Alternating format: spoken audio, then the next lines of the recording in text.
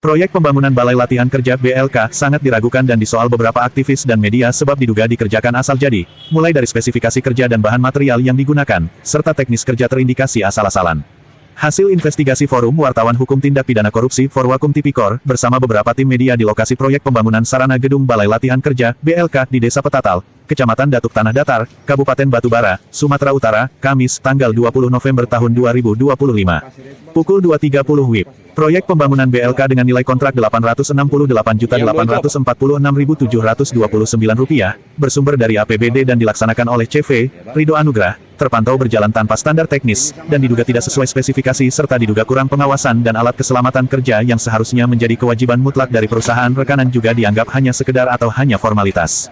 Lebih ironisnya, diduga konsultan proyek tidak pernah datang di lokasi pekerjaan sehingga teknis dan spesifikasi kerja diduga tidak sesuai rencana anggaran biaya, RAP, sehingga Ketua Forwakum Tipikor melalui Sekjen Angkat Bicara mengatakan bahwa karena tidak menemukan satupun oknum pihak konsultan pengawas, kondisi ini menguatkan dugaan bahwa pekerjaan berjalan tanpa pengawasan dari pihak dinas terkait, sehingga rawan menimbulkan penyimpangan hasil kerja seperti mutu dan kualitas bangunan serta spesifikasi kerja yang diduga tidak sesuai gambar atau RAP. Kami tidak melihat kehadiran konsultan pengawas sejak kami tiba di lokasi. Proyek sebesar ini tidak boleh dibiarkan tanpa pengawasan ketat dari dinas terkait karena teknis kerja sangat menentukan kualitas bangunan nantinya, tegas Boyman.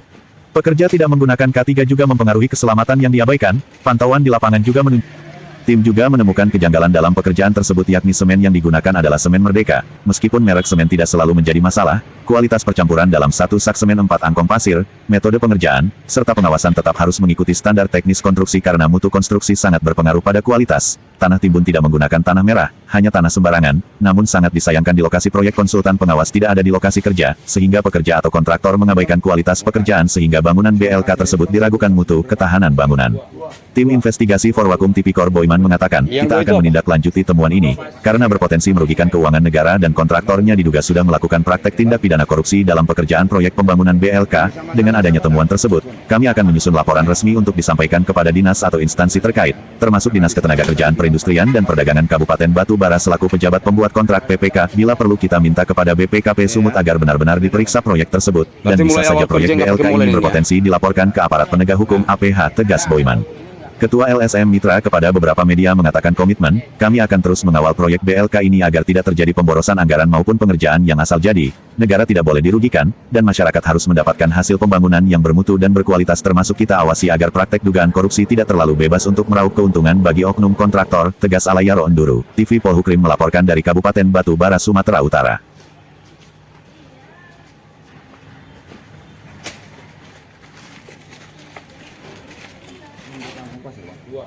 Dua.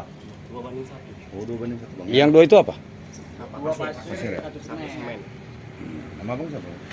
Sendi ya bang. Ini sama sana sama nggak? Sama ya. Makasih banyak bang ya. Karena di sana pun tadi bilang 4 angka pasir. Sana. Ya bang. Beda. Ada waktu kan nggak sana kami nggak kesini. Oh iya ya. Beda bang. Berarti mulai awal kerja nggak pakai molen ini ya? Enggak. Boleh. Nah.